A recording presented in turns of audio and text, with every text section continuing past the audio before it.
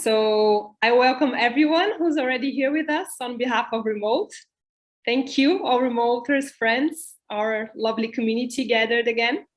And as you all know, today's topic is to discuss about trade market perspectives on the US market. So we brought Ted Bradley from Kusini Collection and Clark Kotula for Clark Kotula representatives. And they will be co-hosting our event today with a bunch of powerful travel designers friends. So we have Kelly Torrens from Kensington.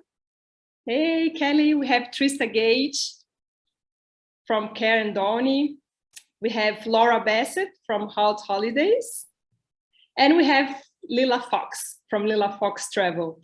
So powerful panel for a very urgent and interesting perspective. So the idea here is to build a mosaic of perspectives and a collective knowledge of everything that is happening, changing, all the updates. So more than useful timing to discuss about next year's perspectives and beyond. So I'm gonna ask Ted to handle the panel from here on. So Ted, please say hello to everyone. Hello, everyone. Thank you so much for being here. Thanks, Alice. And thanks to the remote team for the invitation to help moderate this panel today.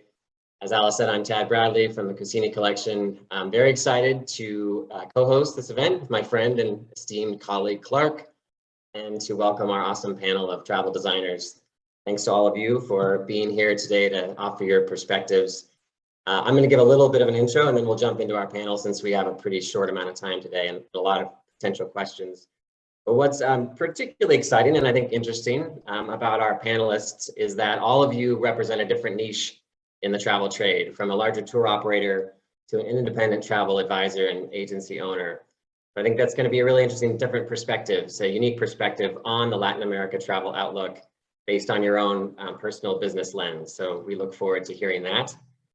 In general, looking ahead to 2022, at least prior to the news of the last week, and I'm sure we'll get to Omicron, Omnicrap, whatever you want to deem it, from the discussions with our panelists and just in general in discussions within the colleagues in the trade. The 2022 outlook was looking very good, if not great in some cases. Some of that due to deferred bookings certainly, but also a recent flood of new business over the last couple of months. Thanks to a bit of the panic from the last variant, we were all concerned about subsiding a bit. What's also been interesting in recent months as well is to see, with more borders opening across South America, that there've been more interest in bookings for the likes of Chile and Argentina and Antarctica, which is great to see. There's definitely still an appetite for longer haul travel out of North America, which is, a bit of a change after a year where we've definitely seen a relatively stronger demand for shorter haul destinations with direct flights like Baja in Mexico or Costa Rica, the Caribbean, even Ecuador, all of which we've definitely still seen really strong demand as well into next year and beyond. All right, so let's get to our panel. They're the ones, like many of you, that have been on the front lines the last 18 months trying to sell travel in these incredibly challenging times. And we're going to begin with a very broad 30,000-foot view, and then we'll start to narrow things down with other questions. But Kelly, I'm going to give you the chance to kick things off here. So from your perspective, how is LATAM positioned sales-wise versus other destinations globally that Kensington offers? You mentioned you handle product for both Asia, Pacific, and Latin America. And I guess let's not get too bogged down in Omicron, but if you do have any updates on sales impact from that, as well as impact on your travelers that are heading out in the next couple of weeks, be interested to hear that as well. So over to you, Kelly. So from our side, Latin America has actually been having a great last few months. And in November, we broke our all-time sales record for Latin America sales. So we are really excited, and that happened really days before news of Omicron. So it's a bit of a mixed feeling at the moment in terms of seeing some incredible sales results and then also have some tempered expectations. we've found Latin has been consistently strong because the borders have been open for a really long time in a consistent way in many destinations where we've always done a lot of business. So for us, Peru and Galapagos would typically be the biggest destinations for us in Latin America. This year, it's been Costa Rica that's taken that crown far and away ahead of the other destinations. So it's great for us to see. Usually Costa Rica be in the top 20 countries for Kensington, but now it's been consistently top 10 for the entire year. And we think that that is likely to continue. It has only been since Argentina and Chile announced the border reopening that we've finally seen lift in Argentina and Chile. It's taken quite some time for that to come back, but it is really encouraging. Our European business is dominating in terms of what is doing really well for the company. When the borders in Europe opened, the demand shifted from domestic travel in the US really towards Europe. So we think that that's going to continue to be the case. But all across Central and South America, we're getting a lot of interest from clients. So I think given the fact that so many destinations are great from a year-round perspective seasonally and are fantastic from a cultural and also from a wide open space type perspective, and really not that far from where most of our clients are based, that we do feel bullish about Latin America moving forward. And we've been doing a lot of marketing.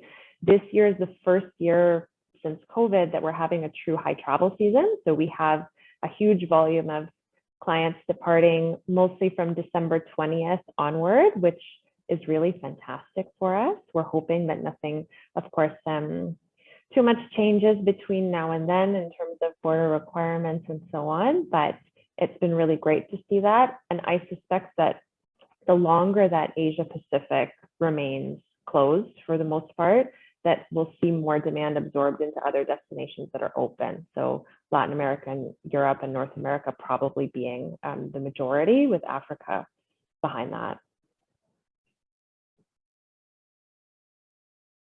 Thanks, Kelly. Great way to kick things off with that global perspective, and really good news to hear that demand is strong. Last time we chatted, you mentioned that November might break your all-time sales record for Latam. Did that actually happen? Yeah, it did, by quite a lot. And we've got a few personal records on the board for some of our staff who've been here for 10 years. So it's really a relief to start seeing that type of result after a very long, almost 2 years. Awesome. Clark, over to you. Great. No, I just kind of wanted to follow along on that. Obviously, as you said in your introduction, I mean, with Trista and Kelly both working for tour operators that, managing product and specializing in certain regions. And then we have Lila and Laura here as more independent travel advisors who have their own book of business and they cover the world. I would love to hear from one of you just kind of on that same topic of like, what are people asking for, where your travelers going, just to kind of set the stage in terms of what people are asking for. And maybe also, since you are the travel advisor, people come to you and ask, I mean, what are you advising people on right now too? It looks like, Lila, you've already unmuted your mic and you're ready to rock and roll, so go for it. No, I mean, since things reopened last May, Mexico has done incredibly well for my agency, for clients, just with the ease in. And I think that's going to be, from what I'm hearing from my clients, I think that the places that have the fewest restrictions in, or where the consumer or the traveler feels as though a particular government is going to be least able to clamp things down and restrict their ability to move and have an enjoyable holiday. I think that consumers are really keen into that right now. I'm hearing from many of my clients that, especially these days, they're not so much afraid of COVID. They're more afraid of the potential of what a government can do in a pinch. And so that's sort of what I'm hearing. And Costa Rica was very, very strong for me as well. Belize was very strong. I had clients through the Galapagos recently, but with the new change with Costa Rica beginning in early January, I have had some clients pull out of trips and kind of pause and look at Mexico, actually. So I do think, at least for my clientele, and I'd be interested to see what Laura's hearing from her clientele, more and more as time goes on, we're almost 2 years into this, the sense that I'm getting from people is that, like I said, they're less afraid of COVID and more afraid of what a nation can do with their borders in a pinch. I totally agree with Lila, actually. Definitely a little bit less concerned at this point with cleanliness and sanitizing and things like that. And it's more, there's been some governments, I know one Caribbean island in particular, that was open for a few months and then it shut down. And I had clients that were supposed to go at that time and they had to cancel and then it reopened. And so definitely that uncertainty, if clients think that their travel plans will be disrupted in that way, there's a bit of hesitation there to book, especially if it's that bucket list trip or it's their family vacation. So I think that indefinitely, I can third Costa Rica, very popular. I have a lot of clients booked there next year already. I'm based in Dallas, so it's a nice, quick, direct flight for us. It's lots of adventures for families, and it's like Lila said, I know that the new restrictions go into place in January, but luckily I haven't had anybody yet back out because of that. So I think that flexible policies are really important at this point with payments and bookings. And I have a couple of clients scheduled to travel to Egypt next year. Now with the virus, I mean, there's just so much uncertainty. Whatever I think hoteliers or tour operators can do to kind of alleviate some of that uncertainty with clients and make the booking process easier would be a good thing. Just picking up on that, Laura, wanted to ask Trista, because we chatted a bit about this on how you're dealing with those border restrictions and COVID requirements, as well as vaccinated versus unvaccinated travelers. Obviously, as Costa Rica is an example where vaccinations are becoming more important. Ecuador also yesterday with that news there. So Trista, what are your thoughts and how are you kind of hand-holding your guests through dealing with those requirements? Well, first I want to say, like, one of the opportunities that I have seen with the past year is that because we tend to have, more luxury clients who are reticent to travel to countries that they don't perceive or haven't perceived as being able to fulfill the luxury market or might not be safe, have been more open. So, we've been really excited to be able to send a lot more travelers to Guatemala, to spend more time in Ecuador instead of trying to jump around. And so that's also been a great, I think, side benefit to the limited places people can travel. They're more open to hearing your suggestions. I think that, I've tried to be clear to people from the beginning that, like, things are changing, right? And we're now almost 2 years into this pandemic. So the one thing we know for certain is that nothing is certain, and regulations are changing and requirements are changing. And, the best thing people can do is, anticipate potential changes. And honestly, that's to be vaccinated, to get the booster, to get your kids vaccinated if you want to travel, because it's not our responsibility to kind of manage those. Because as we've seen this weekend, regulations can change overnight. And if people haven't prepared that, there is this delicate balance of, it's the traveler's responsibility to know entry requirements, and we're in this fluctuating situation. So, I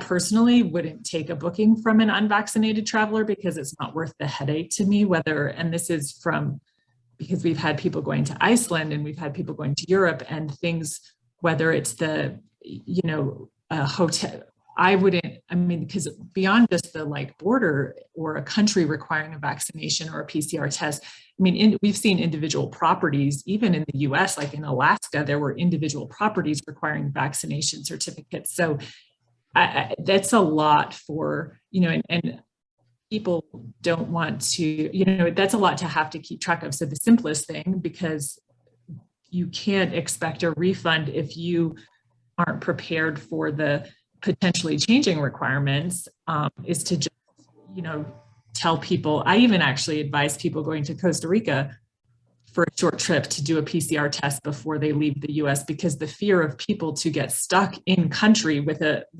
potential positive test when they return to the US can be avoided if you take a test before you leave the country, just so that you know where you stand, because you could be asymptomatic. So, again, I think for the simplicity and for the, in my opinion, moral responsibility of traveling to a country which might not have access to be vaccinated, or where people might be more vulnerable, it's not an official policy, because I don't think we can forbid that, but I personally think that it would be cumbersome and difficult to want to manage the regulations that are constantly changing if people choose to stay unvaccinated and travel. I don't want to beat a topic to a dead, what do they say? Beat a topic to a dead horse, whatever that saying is, you know what I'm trying to say. But I think this whole thing about like vaccine mandates and travel regulations, this is like really important that we talk about right now. I just think about a year ago, it was all about like how much time did all of us spend on what are our COVID protocols and our cleanliness and, safe seal of approval staying at a hotel. And look, we use, hand sanitizer. That stuff is just like the world over nowadays. But like, this is really the new norm, I think, that we're navigating. As we've talked about, it's even going down to where people are willing to travel. So yeah, I'd love to hear from you, Lila, to kind of expand on this, because you and I talked about this a lot through it. And I remember speaking with you, I don't know, middle of the pandemic, and it was interesting that your business stayed the same through the pandemic. And you had said, well, look, a lot of my clientele, they're super well-traveled people. They have decided to live their life kind of taking responsibility for whatever. And you said, I do have a lot of travelers that are unvaccinated, and they would come to me and say, where can I go travel? And everybody wanted you during the pandemic, because you had the clients that were willing to go as soon as the country opened.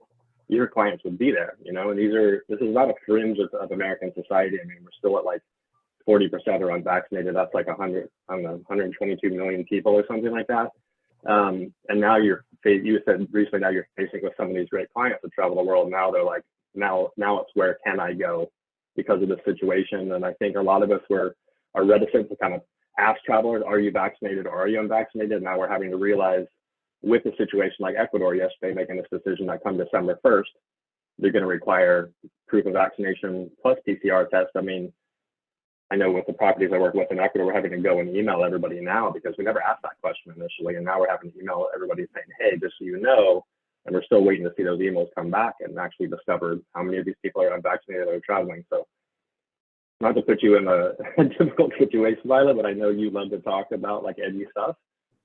How are you handling this with your clients? And caused my heart to start beating a little bit on this. This is because it's such a tender topic. But yeah, and you and I had this conversation. I remember May of last year when the US government announced the phased reopening.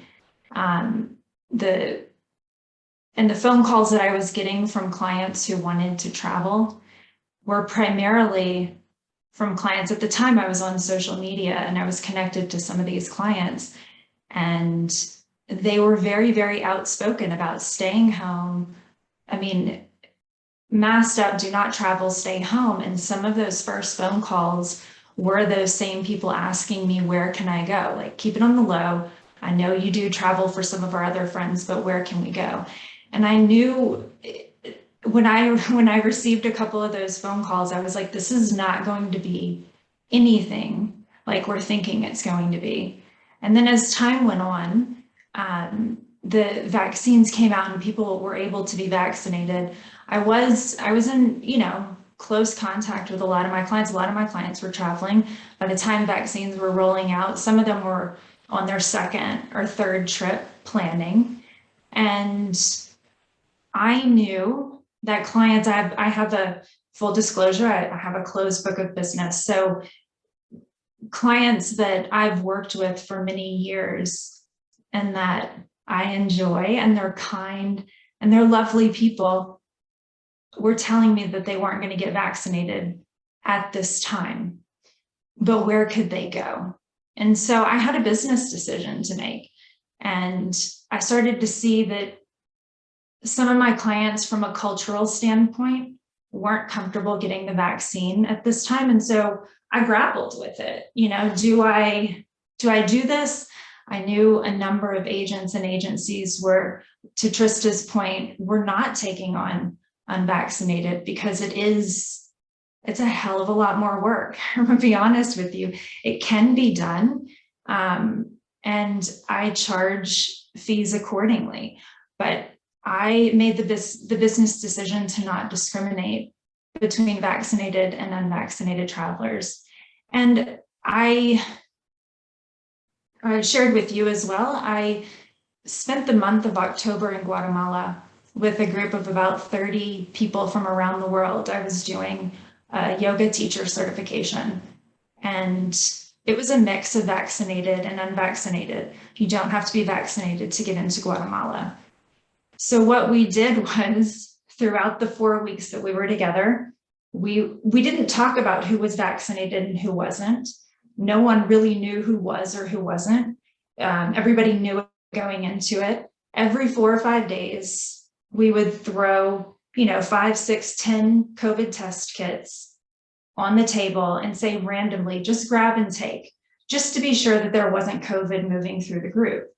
And not one COVID case, even to this day, returning home, not one COVID case from that. So my thinking on it at this time, until I know more, is my unvaccinated clients are having to test more than vaccinated. In many places, you can hand over a vaccine card from March, and that's okay to get in. But in my opinion, it doesn't have any bearing on if that individual is carrying COVID into a destination. But an unvaccinated has to take a test within 24 to 72 hours. And to me, and they're having to test sometimes along the way. And so to me, the way that I've rationalized it is, some of my unvaccinated, there is more of a sure bet, knowing what we know now, that vaccinated can catch COVID and pass COVID. I do have a bit of a comfort level that my unvaccinated are testing more than the vaccinated. And I know it's a super controversial topic, and I know I probably have turned some people off. I'm just being really honest with how I've made a business decision, and it hasn't been easy. It's a lot. It's a hell of a lot of work.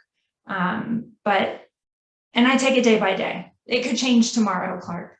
It could change tomorrow if something new comes out and we know something totally different. But based on what I know right now, I'm comfortable with that decision. Lila, it's interesting. I think you bring up an interesting point, and without going to that, you mentioned that you charge accordingly. And I think that brings up another really interesting topic, which is a design fee or a base kind of fee that people pay, because sometimes, like even right now, the border's shut and people are like, well, I should get my money back. And all of us who plan travel, right, we have still in good faith put time and effort and designed something for people. And it's also beyond our control. And what I think is interesting, because things can change. So for instance, even whether someone's unvaccinated or vaccinated, doesn't have the booster, like take Israel, for instance, you have to have, they've shut their borders right now, but prior to that, you had to have a booster shot within 6 months to enter Israel, or really you couldn't travel. So say someone didn't get that and they say, okay, well, we can't travel, so I want you to postpone my trip, or I want my money back. And again, because that's not our requirement, like why there's still this common assumption that like people should be refunded or it shouldn't cost even to postpone. At this point, let's face it, like even to postpone a trip is like rebooking the entire trip. And to have something to educate travelers to understand that our time is still needs to be compensated for in some sense, or if you're going to navigate those changing regulations for people, or where they even figuring out where they can get tested and all of those things, there is, how does that change the face of travel? Because I do think that in Chile as well, if you were boosted, you weren't going to have to do the PCR test on arrival. They've now revoked that, I think, within 3 days. So, but again, it's like those are the pieces we talk about, and we're, getting travelers to understand that. And I thought about charging like a COVID concept fee for like managing all those changing regulations, but then I realized I don't want people to hold me responsible for it. Like, it seems like that implies that I'm taking responsibility for managing this thing that's hard to stay on track of. So I appreciate you mentioning the fee piece, because I do think that is something that's important in our industry to consider how we're compensated when there's things beyond our control. To just clarify really quick, I don't charge unvaccinated more than vaccinated. It's I'm like not, one coffee. Yeah. No, I don't think that was implied. I'm just saying that saying like my time and my expertise and my ability to even guide you through this travel process, there is something like it's worth something upfront before we even discuss where we're going. That's what Absolutely. Like, yeah, and I think that's something that is changed within the travel agent, travel advisor community. I think a lot of agents, not to go down a rabbit hole on it, but a lot of agents were really not very confident in charging fees. I think the pandemic changed that, and I think we're seeing record agents and advisors charging fees for their time. Laura, it looks like you may want to chime in on this and then we'll move on to another topic. Sure. I was just going to say, like Lila, I feel like health decisions are very tricky. And I also felt like, I know there's advisors that have decided not to take on unvaccinated clients, but it's just such a personal health decision. I don't feel like I don't want to feel judgment about people for that. So I work with both, but I would say most of my clients are vaccinated. And there is definitely a few that said, well, I'm not, but where can I go? And I just make sure to kind of put up all the red flags and say, well, maybe you can go there now, but maybe that will change next week. And maybe you can enter the country, but can you go to restaurants? Can you go to museums? Like I had clients that were going to France in September and they were not going to get vaccinated, but then they came down with that rule in early September with the code to go dine and go to museums. And long story, at the last second, they did get vaccinated because they did not want to postpone their trip. But so that's just such a personal decision. But I saw Claire's question in the chat about remaining flexible when planning new itineraries, and also how are you handling postponements. I think that there's probably some partners on this call who I just have to say thank you so much, because in particular, I have a sweet couple that is bound and determined to get to Chile, and we've rescheduled now for the 4th time. And they just didn't want to risk it this November, even with the border opening on the 1st. So they're all set for November of 22. And the partner that I'm working with is just extremely gracious. Each time I felt terrible sending a note saying, I'm really sorry, we need to redo this again. And they graciously just rebooked each time. And I just have to thank you guys for that. The suppliers that we work with that are doing that work on our behalf, we don't want to ask you to do that, and our clients don't want to ask us to do that. So I just wanted to thank you for that. And then with remaining flexible, that's a little bit tricky because, with like a customized package, a lot of times it's, deposit and then a final balance, and there's a lot less flexibility in that. Although some suppliers will go along with hotels cancel policies, which are usually a lot more generous. So I have definitely had clients ask me to book hotels separately from touring, just to get the maximum flexibility, because they know that a hotel can be canceled within a couple of days to a week, or maybe even 2 weeks, versus a final balance on a custom package, which may be non-refundable a month or 2 months out. Interesting perspective. Thanks. Does anybody else want to comment? I think that's a great general question from Alice, and just in general, how you're managing to remain nimble and flexible, not just in terms of the COVID regulations, but also in how you're planning itineraries and new product.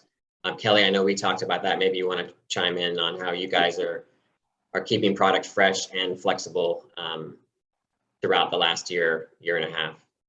Sure. So because we're a tour operator where we only do custom private trips, that means that we always have that complexity that Laura, you were speaking about in terms of terms and conditions. At the same time, we've tried to be extremely flexible on a global scale. So we changed all of our terms and conditions to a book with confidence policy that we've continued to extend and extend to this day, and are now thinking about in the future, if this is something that is really sustained in the longer term, what should our terms and conditions look like compared to traditionally that were much more strict. And we've been trying very actively to move versus cancel, and that's the terminology that we've used. So throughout the pandemic, our target was 80% postponement or move to a 20% cancel ratio.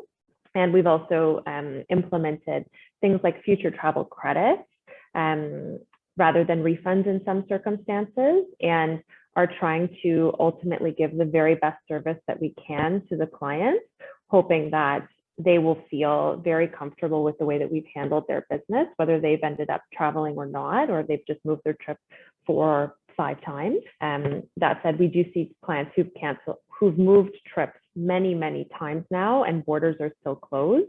In that case, sometimes they are electing to cancel at this point or travel to a totally different destination with us, which is also great. On the product side, Tad, we've tried to be very nimble in how we're working with our partners and how we're merchandising. So looking at, for those places that are open, do we have the right types of day touring, which is the core of our business, that makes sense currently? And is there anything else that we could or should be doing in specific locations? And are there any locations that we haven't done a lot of volume to in the past that maybe we should, especially in countries where we've done a lot of work? So we've tried to work with all of our partners in destination to see what are those quick win opportunities. Do we need to present a routing of an itinerary differently than we traditionally would? And we have a whole team that we call the destination readiness team, who handle all of our COVID regulations. So on a weekly basis, they'll reissue a global update that talks about every change that's happened in the last 7 days. And all of our regional teams, because at our company, our sales team specializes in certain areas of the world. So they have weekly meetings where they'll go through anything that is warrants a conversation and a little bit more than just an email update, and how can they discuss that with their clients. And we actually build the COVID testing into the trip. So we will let the clients know whether currently an antigen test is required or a PCR test is required, and we'll make those arrangements in destination. And if those elements change, then their nation expert will work with them. So certainly the amount of work that they've had to put into moving files and keeping on top of that is a lot higher than what we have seen in the past. I think for us, we're taking more of a long approach in terms of, if we give the best service to our clients, whether it's a direct client or an advisor partner, that we believe in the long term that's best for everyone and best for our brand, even though it certainly does add operational complexity and time, absolutely, that we didn't used to have to deal with. I think we'd all like to hire your destination readiness team to to help all of us navigate these trying times and requirements. Clark. So I know we've all, over the last 2 years now, have talked about, oh, what are going to be the trends that come up in travel looking forward? Like, oh, cruising's done. People are never going to go on a cruise ship again. It's all going to be private travel. People aren't going to group travel. People are going to veer towards outdoor, socially distanced activities versus being in the cities. And now that people are traveling again, I mean, I was just in Peru 2 weeks ago, and I was actually really surprised at the number of tour groups that I saw, like, OAP style, where there's a group of 15 people traveling together. And I was like, wow, that's amazing. I didn't really think that that was going to be coming back. And actually, my parents were on a group trip in Morocco for a month. So, Laura, what do you, I mean, just in that whole realm of like multi-generational, family travel, single destination versus multi-destination, like what are you actually seeing like new trends coming out and preferences in travel style that have changed, or are people just going back to how they traveled before? Oh no, I believe that. I think people are tired of being alone. Yeah. Whether it's, just with their immediate family or, I think people have felt so isolated that I've definitely seen a spike in, girlfriend trips. I just booked a little trip for mothers and daughters for several of them for next year. Multi-gen grandparents want to see their grandkids again and kind of make up for that lost year, whether it's a bucket list trip or just getting together. But I think people have just felt isolated. So there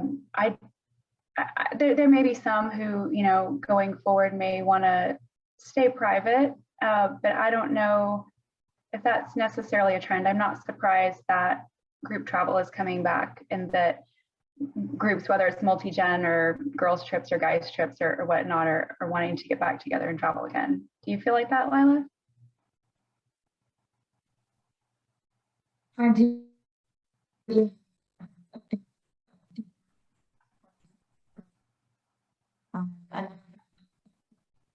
losing your audio, Lila. Something's On? wrong with you. It's on, yeah. You can get this got caught up. Try again. Is it slow? Yeah, no, I think you're caught up. Yeah, you're good. Okay. So no, I was saying I don't know what got cut out, but I have a multi-generational family of 22 in the Caribbean right now. Another large multi-gen family leaving in about a month to go to the Caribbean. And yeah, I mean, again, when people were saying no one's going to be going to cities, some of my first bookings were requests for hotels in New York City, to the point where I had to dial up and I'm like, wait, are hotels even open? So I'm very careful about predicting, because a lot of what was being talked about as predictions, at least with my clientele, hasn't completely panned out. It's been opposite in many cases. I am seeing groups of friends traveling, families, city stays, really anywhere can we go. So to Clark's original question about trends for 2022, I think, at least with my clientele, I think that, again, I think it's going to go back to how travelers perceive a particular destination. How easy is it to get in? How easy is it for me to move around? And what is my comfort level with this particular country in remaining open and not clamping down unexpectedly? Yeah, I think I've been uplifted. I mean, I've been traveling during the pandemic, and I think that, Laura, you brought it up, and I think this is something that maybe with marketing that we kind of miss out on, is that you're right, people are tired of being like, people crave human connection and interaction around. I think that we, for a while, were thinking that let's kind of market like, oh, you can have your exclusivity and keep you away and you'll have your one guide. But in reality, people want interaction with other humans. We're tired of being cooped up and not seeing it. And I found, for me, that's been one of the most rewarding parts of travel during the pandemic, is actually going to another country.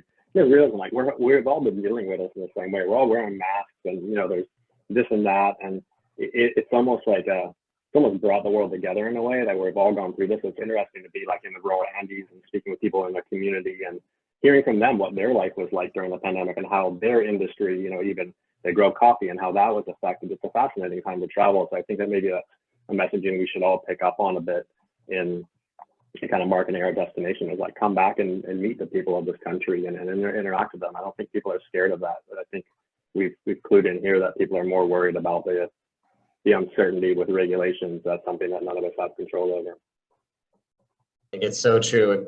Trista, you mentioned an experience, you were in Ecuador and having the tourism police in Quito come up and thank you for being, for visiting. And I think I was in Ecuador recently as well. And just it's always a warm welcome, but the level of gratitude for visitors right now, and the level of connections that you can make, despite wearing a mask, in some cases is it's just so gratifying. And I think you also said in our discussion that you've never had travelers come back being more thankful for having traveled and for experiencing a place and meeting the people. Yeah, and I think that there's two things that come up a lot. One is like that anticipation of travel and the anxiety that sometimes, it's like, is it going to be safe? Will I? And I also felt that myself. I got to travel to Ecuador and the Galapagos with my family, with my 10-year-old at the time was unvaccinated. So that brings another level of concern in how do I take precautions. And we also, it was great because I feel like then to advise clients, it's like the anticipation is always different than the reality. And I also thought like, man, we're not going to do much in Quito. That might not feel safe. It's a big city. And then when we got there, it felt perfectly safe. Like everyone's wearing masks. It was easy to keep distance. And like I said, the tourist police have a picture of me and my family. It might be because we're also really tall, but because that has happened before, but I think they were just, again, excited to prove that like people, this was back in June, that people are traveling again. And it also just like that sense of relief when you're like, okay, it's like, it's so easy to get in our heads and to like, think of all these worst case scenarios.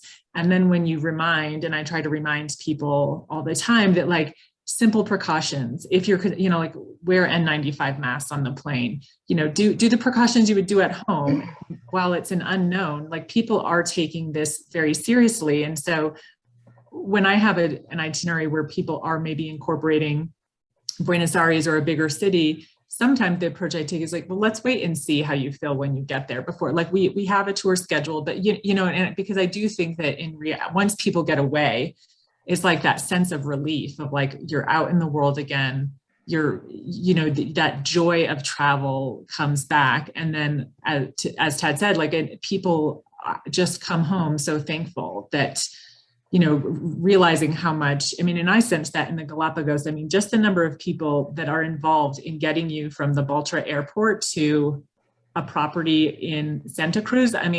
There must have been 10, 20 people involved between the shuttle bus driver, the porter, the boat transfer. And you start to realize how many people's livelihoods are dependent on each traveler coming through the country and the value of that too. There's also a value in, that pause in the mass tourism, right? In places like Croatia, I've heard, and even in the Galapagos, that you're seeing fewer people everywhere and things get a chance to rebound, but also the value of that conscious and responsible travel can make such a difference. I echo exactly what Trista just said. And I was also in Ecuador with my then 8 and 10-year-old in June. So I don't know how we didn't somehow pass each other, but I also felt the sense of gratitude from the local workers and just like you, just seeing how many lives are impacted truly by tourism. I felt glad to be there. I felt like I tipped more. I felt it was such an amazing, wonderful trip. And to Clark's point about being together, one of the places we visited was Hacienda Zuleta up in the Andes. And I guess normally at meals, they would have everybody kind of at a larger communal table. And they had, and it wasn't full when I was there, but they had people in their own little family groups dining by themselves in a room. And I just remember thinking, I've been looking at my kids all day. Like, I want to talk to other people and find out how their days were and what did they see today and do.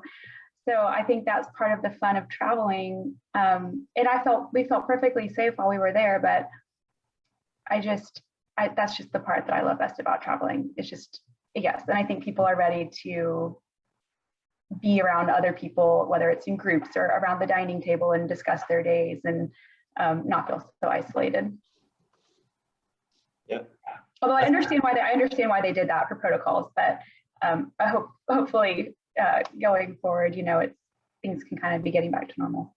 It's actually a question, Laura, that I was discussing recently with another advisor who had clients who specifically were asking, this is regarding safaris in Africa, but the same would apply at Zuleta and many other properties in Latin America, that sense of wanting to communally dine and meet other people and not be in your little pods. And this particular advisor had a guest who it was a solo traveler. So she in particular didn't want to have her own little private single table and wanted to be able to connect with, other travelers, and was asking the question if that was happening on the ground in some of these safari camps, which, like you say, for the most part, I think due to protocols and expectations, and this goes back to Trista, the expectation versus and the anticipation versus the reality on the ground.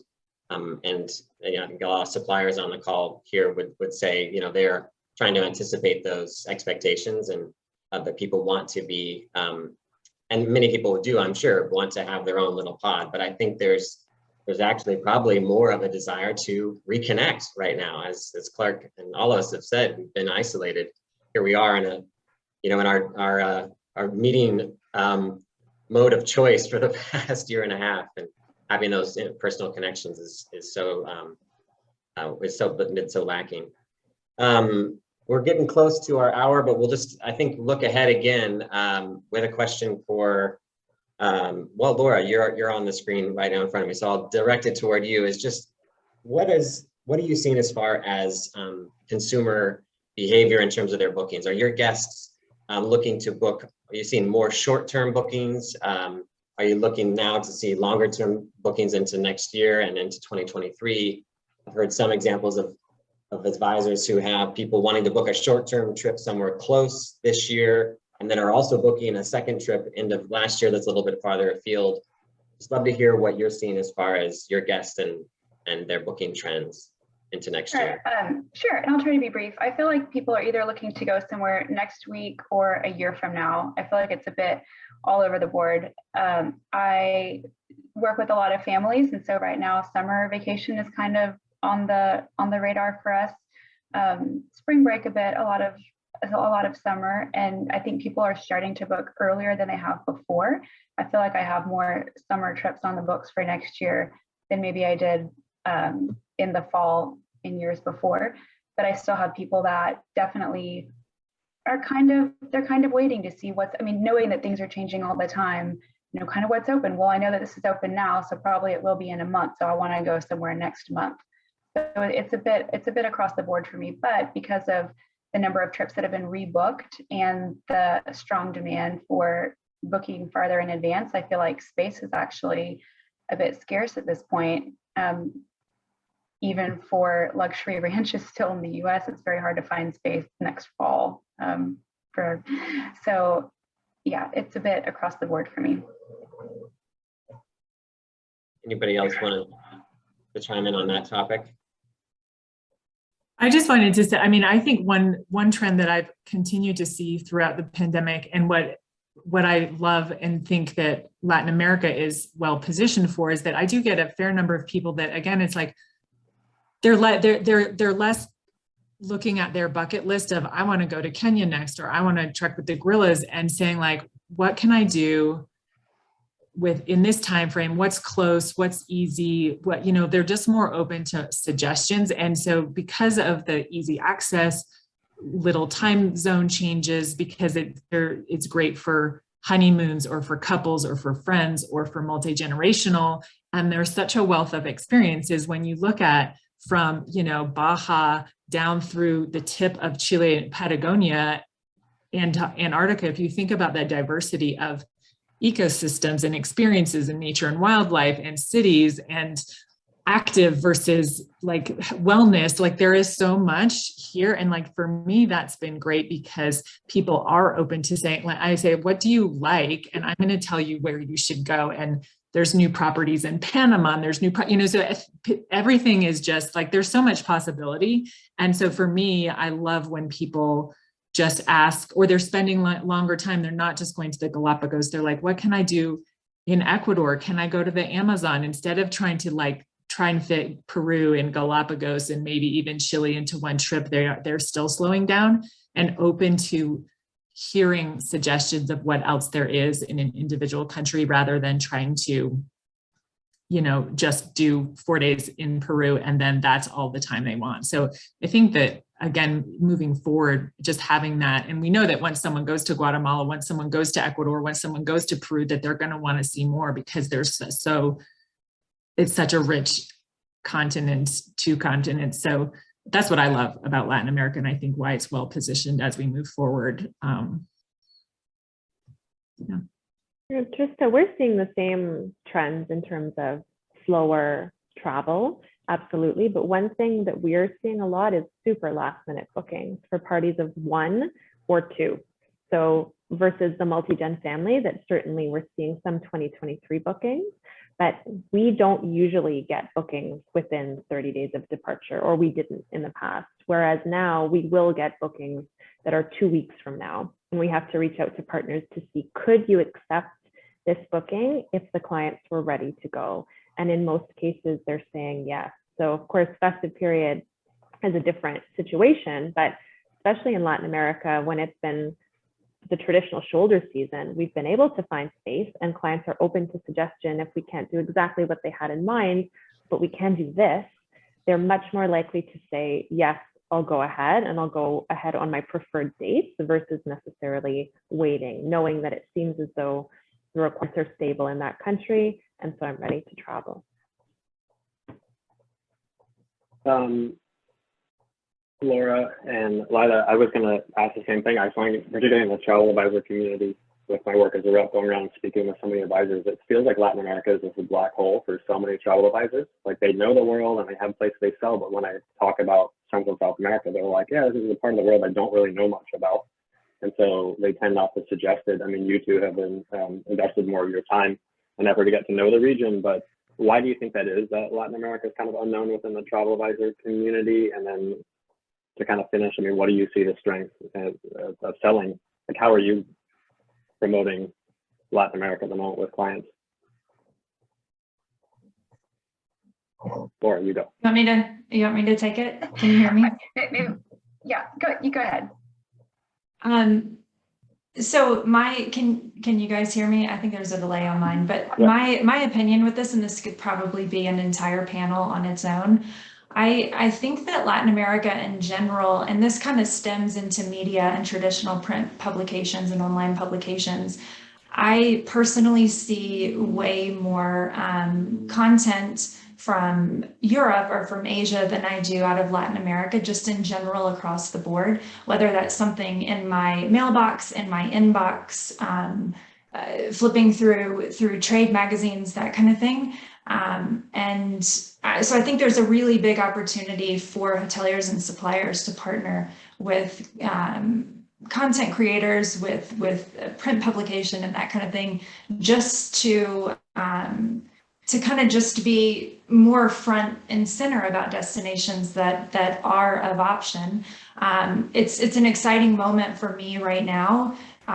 Simply because if I have clients who would ordinarily come to me for Asia or come to me for Europe, Asia is not really a possibility right now. Europe, they're looking at the news and what's, what can I do? What's closed? What can I do?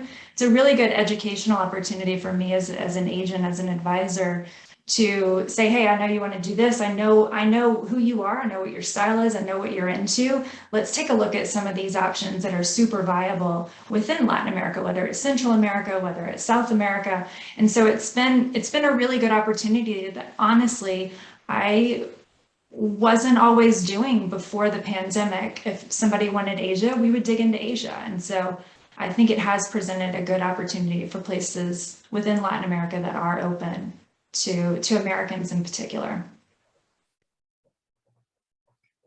I know we're almost out of time. I agree with what Lila just said completely. And I think maybe possibly a little bit of confusion or lack of knowledge could be also from, I'm not sure if this is correct, but maybe from, I feel like we're asked to be weather people all the time. Well, when is it going to rain? What's the weather? When do I go? And with booking a lot of families, we're kind of pigeonholed into set dates.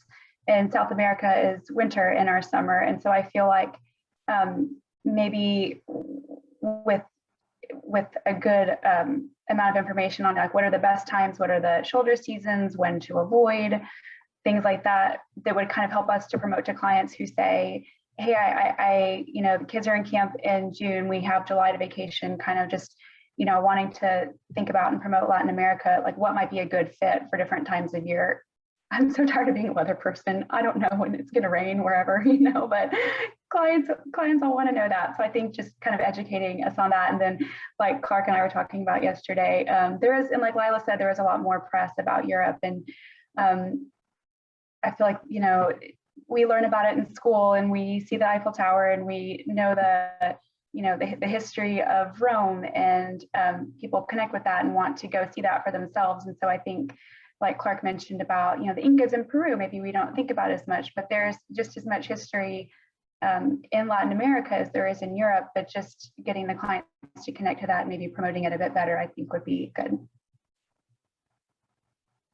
Thank you so much for that, Laura.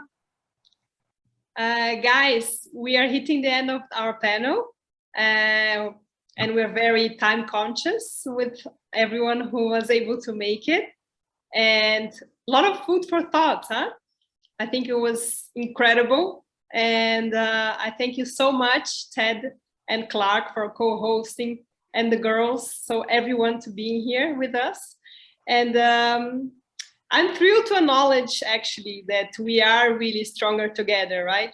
So I'm very happy, all of us, to be here, and hope to be together in Cafayate in October next year, fingers crossed, because we really deserve to be together in the presence of each other and to discuss about our passions on Latin America. So thank you, everyone. And we will keep in touch throughout our networks and intranet and our upcoming events. And I'll leave a space for final comments for everyone and the speakers. No, it was great to see everybody's face. It was great to connect again. I think that if it wasn't for this Omicron thing, we would all be way more buoyant and it would be way more positive. But this has been life. We've learned there's a lot of uncertainty going forward, and we've managed to make it this far. So I feel like we're gonna do fine going forward, being flexible and coming together as a community to get through these tough times. So thanks to everybody. Thanks, Clark. Thanks, panel. Thanks, everybody that joined us today. We're definitely going to see each other in Cafayate next October. Let's put it on our calendar and pen and make it happen. Looking forward to it. Exactly, likewise. So thank you all